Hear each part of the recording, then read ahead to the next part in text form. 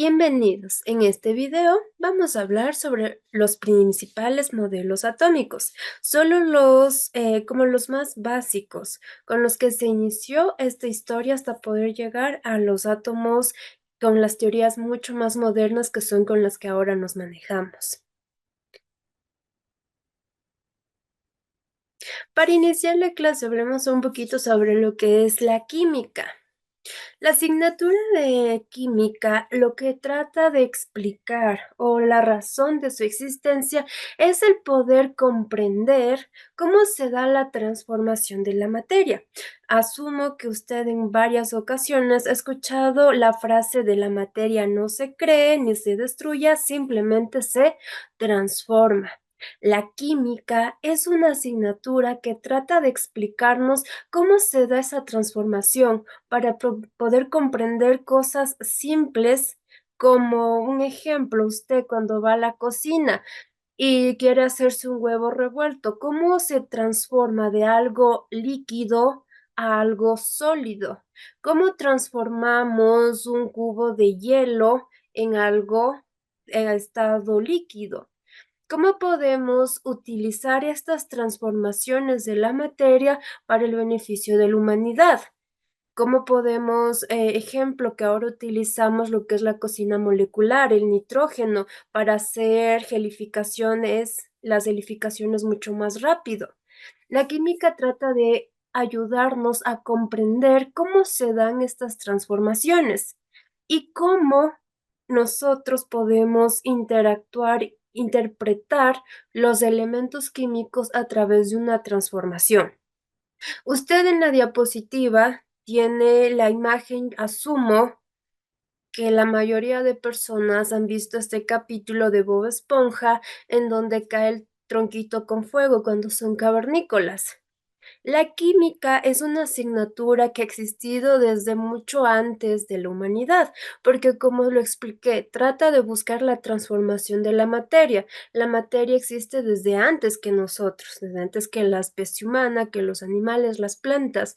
La materia existe desde hace mucho tiempo atrás, pero cuando el ser humano es como que más o menos un actor en esta asignatura, cuando comienza a aparecer el fuego, porque es ahí cuando nosotros, cuando la especie humana comienza a comprender, comienza como que a tener la posibilidad de dar una transformación a través del fuego, con algo tan simple como es cocinar. La cocina es el laboratorio de química más accesible, más rápido que tenemos. Los cavernícolas, aquí en este capítulo de Bob Esponja, si no lo ha visto, mírelo. Cuando cae el fuego, los tres personajes comienzan a traer hierbitas, comienzan a traer plantas, flores y lo comienzan a poner en el fuego y comienzan a observar cómo se va transformando, cómo se transforma el color, el olor, inclusive el sabor. Esos son indicadores de reacciones químicas. Usted, tal vez, si usted ponga a hervir agua de flor de Jamaica y le echa limón, y usted puede ver cómo se va transformando ese color. Si yo le pongo azúcar, se hace medio morado porque estoy transformando, estoy haciendo una reacción química para una base, pero si le pongo limón, lo estoy transformando en una reacción química para un ácido. Es algo similar como en este capítulo. ¿Cómo se transforma? Nosotros podemos observar un cambio. Usted observa cómo un huevo pasa de estado líquido a sólido. Lo observamos. La asignatura de la química trata de explicarme cómo se da esa transformación, cómo yo puedo comprender esa transformación, qué elementos intervienen en esa transformación. Ese es como que el corazón de la química, comprender la transformación de la materia. Vamos a iniciar, ahora que usted tiene una idea más o menos de en qué se enfoca el estudio de la química, vamos a iniciar Hablando sobre los modelos atómicos. Nosotros ahora conocemos lo que es un átomo, pero hace muchos años atrás, pues no sabían lo que eran los átomos. Y había personajes que intentaban, filósofos, que intentaban comprender qué es lo que pasaba alrededor de las personas, qué eran los fenómenos que sucedían. Eh, a esto vienen primero los cavernícolas cuando aparece el fuego y comienzan a comprender sobre la transformación de la materia, que ellos simplemente lo tomaron como un cambio alimenticio, pero después vienen otros filósofos que ya nos hablan sobre comprender e inclusive controlar esta transformación. Ya vienen filósofos que dicen, esto tal vez lo he escuchado, que toda la naturaleza está constituida por 4 elementos: aire, fuego, tierra y agua, que dependiendo del elemento del que esté compuesto un objeto, va a ser su transformación y más o menos puede tener como que una idea de cómo va a reaccionar dicha sustancia. Después vienen otros filósofos que nos dicen, miren, no, yo no creo que la naturaleza, la vida esté regida a estos 4 elementos. Entre ellos se encontraba Leucipo y Demócrito. Leucipo era un filósofo, Demócrito fue su estudiante. Leucipo nos decía que él no creía que la vida estaba constituida por 4 elementos, sino que estos 4 elementos estaban constituidos por un elemento principal y que ese elemento principal era una partícula sumamente pequeña, porque a lo que él nos decía, si tomo agua y lo pongo a hervir, se vuelve estado gaseoso. Si le bajo la temperatura, se vuelve estado sólido. Nos decía, se transforma, es la misma materia, la misma sustancia, agua, pero se transforma en diferentes formas. Entonces Leucipo decía, no creo que existan 4 materias que rijan el universo, sino que existe una que es la más importante, y de esa una se subdividen en las otras 4. Entonces aquí Leucipo nos decía que la materia estaba constituida por una sustancia muy pequeña que era infinita e indestructible, que no se la podía fragmentar, no se podía terminar esta sustancia y que se encontraba separada por un vacío y que esta materia, esta pequeña sustancia, era la que se encargaba de regir todo lo que existía en nuestro planeta. Demócrito, tomando en cuenta lo que explicaba Leucipo, su maestro, continuó experimentando, continuó explicándonos y llegó a un punto en donde él nos dijo, mi maestro tiene razón. El agua, el aire, la tierra, todos estos 4 elementos no son los que componen la materia, sino que la materia está compuesta por unas pequeñas estructuras súper diminutas a las cuales a partir de esa fecha se les denominó como átomos. Ahí es cuando se comprende que la transformación de la materia se da por los átomos de los diferentes elementos químicos de los cuales está constituido cada sustancia. Leucipo y Demócrito no eran modelos atómicos, eran teorías atómicas, porque ellos nos dieron eh, una explicación filosófica a partir de cómo ellos concebían a la naturaleza. No nos dieron un dibujo, no nos dieron una explicación, no hicieron experimentos. Por eso es teoría. No es modelo atómico, aún no ingresamos a modelos. Llegamos ahora sí a los modelos atómicos. Comenzamos con el señor Dalton. El señor Dalton investigó basándose en lo que nos decían los antiguos filósofos y nos dice que es verdad que toda la materia está constituida por partículas indivisibles que no las podemos observar porque son extremadamente pequeñas, las cuales se llaman átomos. Nos dicen que los átomos que pueden conformar un mismo elemento químico son igualitas entre ellos o puede conformar diferentes sustancias químicas. Unimos diferentes átomos, unimos hidrógeno con oxígeno para formar agua, o puedo utilizar oxígeno y oxígeno para formar el dioxígeno, que los átomos pueden unirse de la misma especie o de diferente especie. Nos dice que los átomos van a combinarse para poder formar otras sustancias químicas. Las transformaciones químicas de la materia implica el reordenamiento estructural de una sustancia química.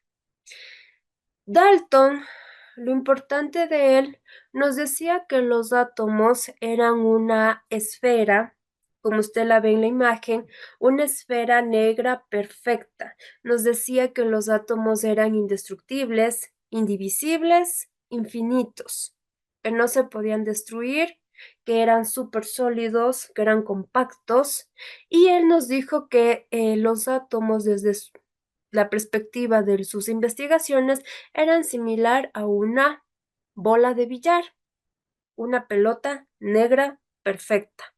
Por eso al modelo atómico de Dalton se la conoce como la bola de billar. Pero no convenció tanto la teoría del modelo de Dalton. Entonces aparece otro científico, el señor Thomson, que él en el 30 de abril de 1897 nos dice que el átomo no es una bola compacta perfecta, sino que nos dice que esa bola compacta perfecta que lo decía Dalton tiene partículas, tiene otras partes más chiquitas que las componen. Entonces, el 30 de abril, Thomson le dice al mundo entero que existe algo llamado electrones. Los electrones son partículas subatómicas que se encuentran en la envoltura, que es algo que ahora sabemos. ¿Qué fue lo que hizo Thomson? Hizo un experimento. Las televisiones de ahora son súper delgaditas, los plasmas, pero quizá usted algún momento vio una televisión antigua, son esas anchitas. Hizo algo así como la televisión, tomó un conducto, imagínese una televisión de las antiguas, las que son anchas.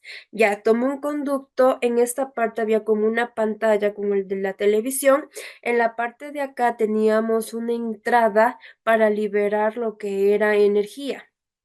En el centro tenía un tipo de lámina donde se iban a encontrar los átomos. Entonces él comenzó a lanzar energía y se dio cuenta que en esta pantalla, en la pantalla como de la televisión, se encontraban pequeñas partículas. Entonces Thomson nos dice, si Dalton nos mencionaba que el átomo es indestructible, que no lo podemos fragmentar, no lo podemos romper, no lo podemos destruir, ¿qué es lo que queda en la pantalla? No puedo decir que el átomo se rompió, que fragmenté un átomo, porque el átomo no se rompe. Entonces Thomson nos dice, los átomos son unas esferas, pero en estas esferas hay algo más que con la energía que yo le lancé, se desprende de esa bola y queda plasmado aquí en mi pantalla. Entonces Thomson nos dice que esas partículas que él encontró van a tener cargas negativas y que la bola maciza perfecta que nos decía Dalton va a ser una carga positiva. Nos da un dibujo muy diferente al del Dalton. Nos dice que es un círculo y que este círculo es positivo y que alrededor de ese círculo van a estar pegados como si fueran chispas de chocolate o pasas las cargas negativas, los electrones. Y además de esto, nos dice algo interesante. Esto es sumamente interesante en química. Esto es lo que rige la forma en la que se van a los átomos a unirse para poder formar compuestos. Nos dice Thomson que los átomos deben de ser eléctricamente neutros, que debe de tener la misma cantidad de partículas positivas que de partículas negativas. Es algo muy importante que nos da Thomson en esta época, más de los electrones. Nos dice esas dos cosas. Existen electrones y los átomos tienen que ser neutros. ¿Cómo se llama el modelo atómico de Thomson? Como el pastel de pasas, porque nos dice que la masa de un pastel viene a ser la parte positiva y las pasitas que pueden salcarse de un pastel vienen a ser los electrones, pues así es como Thomson comprendió que era un átomo. Pero Thomson aún estaba muy lejos de lograr conseguir un modelo real, como es, pero nos aportó dos cosas muy importantes. Tomando en cuenta lo que nos explica Thomson, aparece Rutherford, y Rutherford hace otro experimento, en donde Rutherford toma una lámina de oro súper delgadita, súper delgadita, y le coloca en el centro de un cilindro, que es esta que usted ve aquí. Esta es la lámina de oro. Este es el cilindro. El cilindro estaba hecho de óxido de zinc, perdón, de sulfuro de zinc. Y aquí teníamos una caja, que la caja estaba hecho de polonio radiactivo.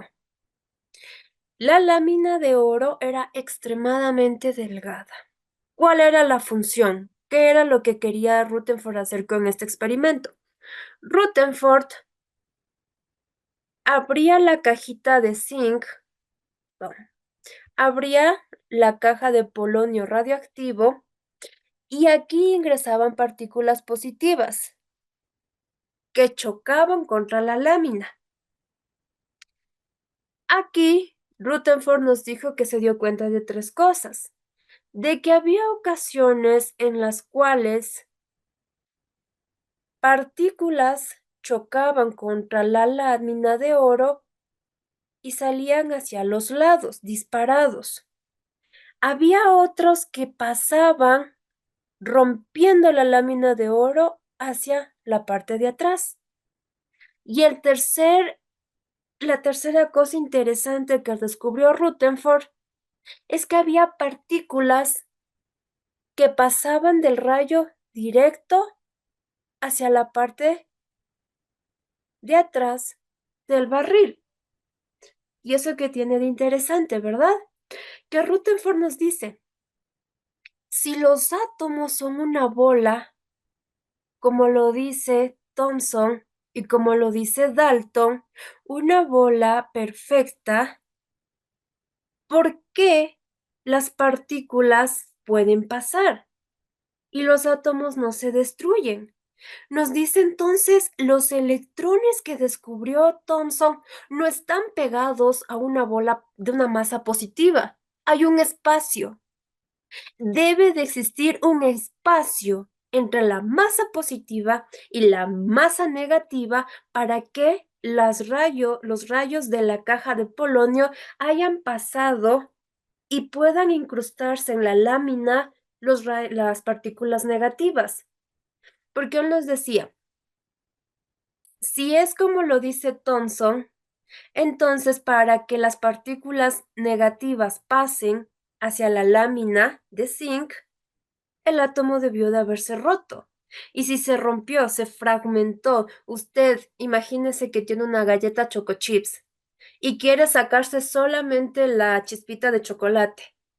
Por más cuidado que tengamos, va a salir parte de la masa de la galleta. Entonces Rutherford decía lo mismo. Por más cuidado que tenga, si la partícula negativa pasa, debe de irse con un pedazo de la partícula positiva. Pero si no hay ni un solo pedazo, no hay ningún rastro, es una partícula negativa perfecta, es porque no están pegados. Debe de haber un espacio, debe de haber algo que divida lo positivo de lo negativo. Entonces, es aquí cuando él nos dice que el átomo no es una bola perfecta, como nos lo habían dicho los otros dos modelos atómicos, sino que nos dice debe de haber una masa en el centro positivo, a lo cual llamaremos núcleo, y alrededor de esta masa debe de haber un orbital en donde debe de estar las cargas negativas, que es más o menos al modelo que ahora vemos. En el centro una esfera circular, núcleo, con las cargas positivas, y alrededor una circunferencia llamada envoltura, también llamada como la corteza del átomo, donde vamos a encontrar los electrones, las cargas negativas. Después venía una cuestión interesante. Recuerda que Thomson nos dijo que debían ser los átomos eléctricamente neutros. En esa época se conocían alrededor de 33 elementos químicos. No muchos, ahora conocemos más de 100. Entonces, los primeros elementos químicos en descubrirse sí lograban como que completar, coincidir, ingresar en las ideas que había hasta esa fecha. Pero después encontraron otros elementos, con un número de electrones y de protones mucho más grandes. Y entonces llegaron a algo, nos dijeron, aquí hay algo que no cuadra, aquí hay algo que no está muy claro, ¿verdad? Y nos dicen, ¿por qué estos átomos que ya tienen una carga eléctrica más grande no tienden a como que explotar? Esto es como un imán. Usted sabe que si yo pongo el lado azul con el lado azul en un imán, se repelen en lugar de atraerse. Tengo que poner el lado azul con el rojo. Entonces ellos también decían, ¿por qué los átomos no explotan? Si tiene positivo y negativo, ¿por qué no se atraen? ¿Por qué no logramos coincidir que sea la misma cantidad de partículas en un núcleo con las mismas partículas negativas de la envoltura en los átomos grandes? Entonces venía esa duda que tenían los científicos y nos decían, no cuadra, no cuadra, hay algo que no permite que los átomos grandes tengan la misma cantidad de partículas. ¿Por qué el núcleo es más pesado si se supone que tiene el mismo número de partículas? En base a estas cuestiones, en 1932, el científico James Chadwick nos dice, oigan, es que hay algo que no sabíamos, hay algo nuevo. El núcleo de un átomo también tiene otra partícula, no solamente tiene los protones positivos, en el núcleo también se encuentran neutrones, que los neutrones vienen a ser como una cinta adhesiva para el núcleo, le tienen ahí pegadito. Por eso en los átomos más grandes el núcleo pesa más, por eso el núcleo es más pesado. Y comienzan ellos a investigar y se dan cuenta de que sí, los neutrones no es ni positivo ni negativo, es neutro, no trabaja, está ahí, no influye, pero mantiene el equilibrio en los átomos.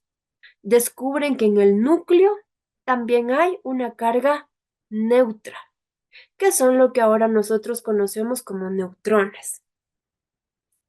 No se olviden, en este video vimos sobre Leucipo y Demócrito, que nos dieron una breve explicación. Ellos fueron los primeros en hablarnos de que la materia estaba constituida por átomos. Vimos a Dalton con su modelo de la bola de billar. El átomo es una esfera indestructible, indivisible, perfecta, compacta. Vimos el modelo de Thomson donde nos dice hay una masa grande de carga positiva y en ella está pegada unas pequeñas partículas de carga negativa. Vimos Rutherford, que Rutherford nos dice Hay una masa positiva llamada núcleo y hay un orbital afuera donde está girando los electrones con carga negativa. Y al final vimos a James Chadwick que nos dice, en el núcleo también hay, también hay neutrones. Núcleo, protones, neutrones y en los orbitales, los electrones. El video de la clase concluye hasta esta diapositiva. Espero que lo que se explicó les haya quedado claro. Y nos volveremos a ver en una nueva clase.